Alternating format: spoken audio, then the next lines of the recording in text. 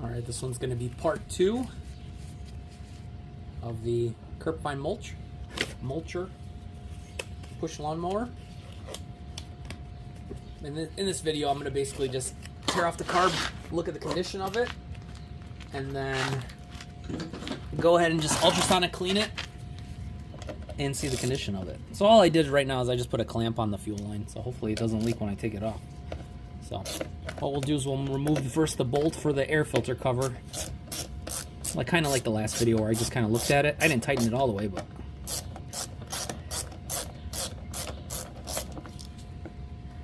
grab that off. And yeah, you can see the condition of the air filter was questionable, rusty at best. Yeah, that one's gonna be garbage. I'll clean the cover off too. And then what we'll do next is we'll remove the 3 bolts holding the cover to it. I believe they are, if I'm right, am I right? Yeah, they are 5/16. Yeah, 5/16 bolts. There's 3 of them that hold everything. Oh, maybe I should remove the recoil. I gotta inspect underneath it anyways. I was gonna do that, I just went ahead of myself. Hopefully this is not too big of a... Oh yeah, it's too big. Yeah, that's definitely too big. Just wanted to see if that would work. But then, on the correct size here, probably I'm basically just taking off the cover. I just had it more angled towards the actual carb itself. I was just gonna remove the cover for now, because I plan on taking off the top to look at the condition of the flywheel, just to make sure everything is good underneath it. I'm just right now just removing the 2 screws that hold the actual cover to the top. Sorry about that. I just wanted to make sure it was more angled towards the carb as I remove it. But yeah, this is just the...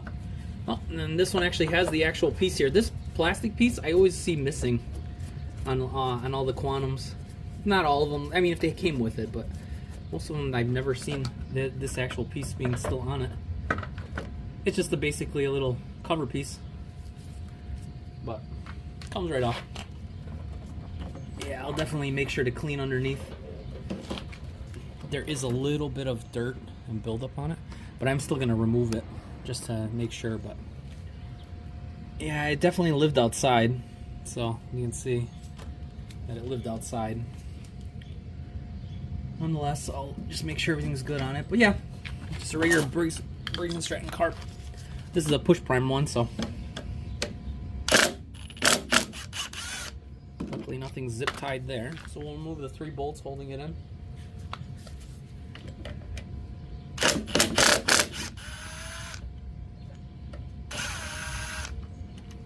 More. Yeah, some of these might have a little bit of being stuck to, because this probably has never been done. So yeah, seem to be fine. All right, we'll pull the cover off. Check the condition. Gasket looks fairly newer. The back of it is just dirty. The primer works because obviously it was priming, so it doesn't look like to be in horrible condition. It looks like it probably was done at one point. I'll probably just end up cleaning it off a little and using something just to clean it off lightly. Scrape it off. The gasket is still attached to it. The gasket looks fairly new. The biggest thing with the push prime is that they actually have this little pocket here, and you have to make sure that this pocket has a space, so when the air flows it actually pushes the fuel through. What happens is a lot of times with the aftermarket, let's see if I have an example, it doesn't actually have this little indent where it basically sticks right out. It's pretty much flat.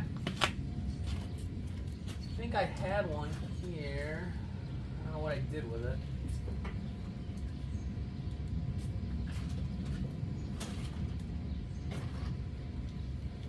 I can't seem to find it around. But what happens is the aftermarket one is the exact same size, but on the OEM ones, they actually had this little pocket here that goes up like that. So sometimes on the aftermarket, you might have to double it just to get that kind of a seal, so then it could basically push the airflow through.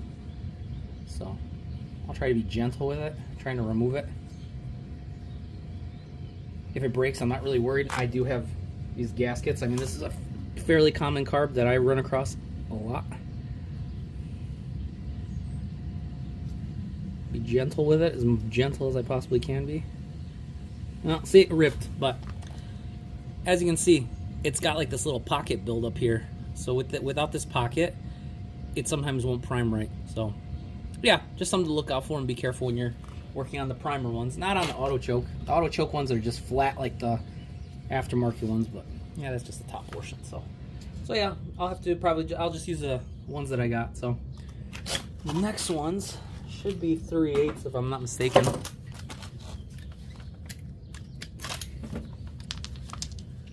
We'll get it off shortly here. Yeah, I'll probably have to use so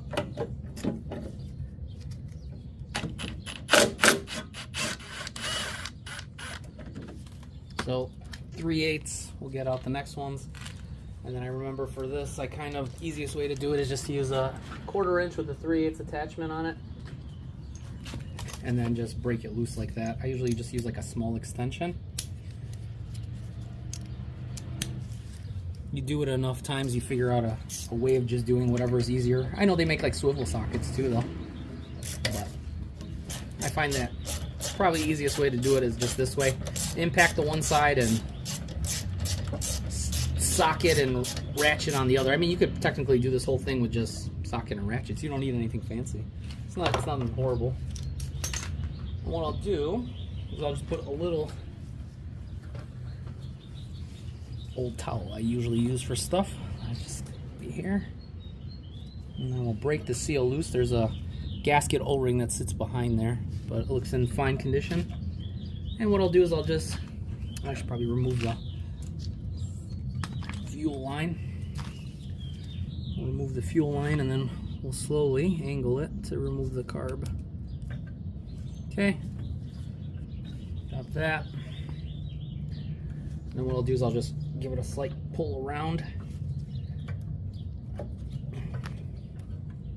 just to break the seal, and it pops right off. Oh, you know what I should do? Is probably pull a fuel sample. I have my glass here, so.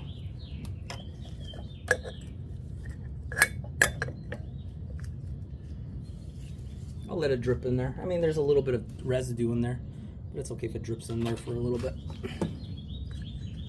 It's not gonna be really an accurate fuel sample, but could always move it to the side for a little bit. And then what I'll do is you just angle it down and up, and there's just a hook. It's just one hook. And there is your whole carb. And then what I'll do here is there should be some fuel in there. Well, it should be, but I don't see anything coming out. I'll run, it's a 1/2 inch bottom on the bottom bolt. So what I'll do is I'll pull my 1/2 inch. I'll use my impact for it. You don't have to necessarily use an impact. I just use an impact because I've done it multiple times. 1/2 inch impact. There goes the fuel. There goes the bolt. It wasn't leaking, so it's a little dirty, but I'll save the gasket. I also have these gaskets. They're just like it's a small little gasket. I'll put that to the side. That gasket doesn't need to be washed, but the bolt or jet, you can see is clear. Other than a little bit of grime and grease around it, it is clear. So I'll still ultrasonic clean it. And then what we'll do is we'll remove the, yeah, seems like the fuel there actually is a little bit of water. I don't know if you can see it. Tiny bit of water is on the bottom. It's very hard to tell, but there actually is water in it.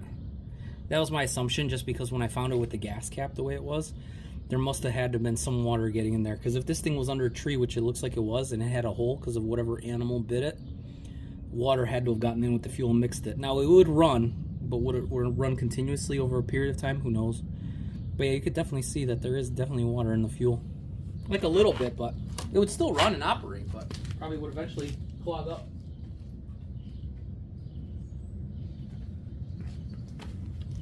Probably would eventually have a running issue the longer you ran it. So I'm glad I'm taking this thing apart, so at least I can get get it all situated here. I'm just getting the basket for it. But it looks like that it would still run and operate, just it eventually would possibly have issues down the line. But what I'll do is I'll still just go ahead and ultrasonic clean it. I'm just going to remove the pin, put that in the cup for now. There's the float. Float looks fine. There's the needle. Needle looks okay. Kind of hard to see. I don't see anything wrong with the needle. Put that in the float, or in the bottom of the carb bowl. And then, yeah, looking at it, it looks like it to be in okay condition. Like I said, it's just very dirty. But no biggie there. I'll just clean it up and then we'll reattach it. I'll go ahead and I'll add it to the basket. And you guys can see, I actually have it set up over here on the other side. I had it here. I usually boil some of the water. You don't necessarily have to. I just find that if I boil it some, it helps the process of maybe breaking down the dirt in it. And then there's just a button on the back of it. Turn it on. It turns on. You set it to your timer. I have it set for about 15 minutes. So what I'll do is I'll turn it on. You can see it's working.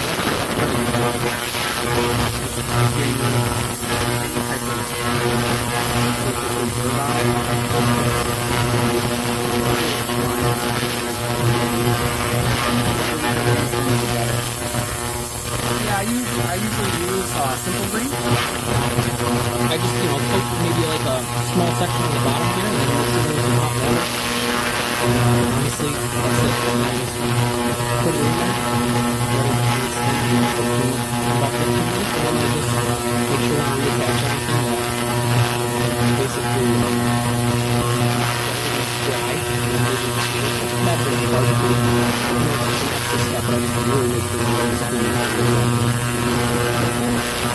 So stay tuned. This is basically part 2. Hopefully everything seems to be okay.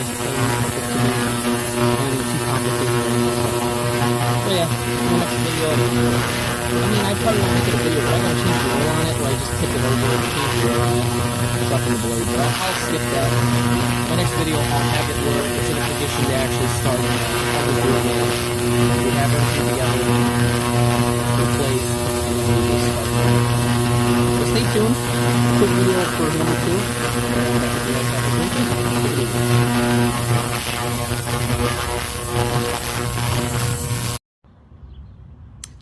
Little bonus footage to part 2. I went ahead and I removed the top cover for it just to inspect it, because I gotta rewind the string anyways because it was short. Now looking at it here, let me just try to adjust it here. The flywheel was a little bit dirty, so I went ahead and I'm just busting off some of the rust I see. It's not really necessarily that important, but I'm just trying to just clean it up better, just to make sure it runs really good, if there's any issues. Now also looking at it here too, since I'm basically doing some preventative maintenance here, is the coil itself. If you look at the coil itself, it's kind of hard to see, but it's got a little bit of rust buildup. So I'm going to try to prevent an issue from coming on it by cleaning off the coil part here. And then I'm going to also run it, obviously, to make sure everything's good with it. Extended run, that is, just to make sure everything's good with it. So as the carb is cleaning, I just wanted to just do a brief little add-on to this part 2 video. So this will be at the end of the actual video. So stay tuned. I'm going to clean this all up and then get it all back together, and then the next video should be one of it hopefully running and staying running. All right, take it easy. Have a great day.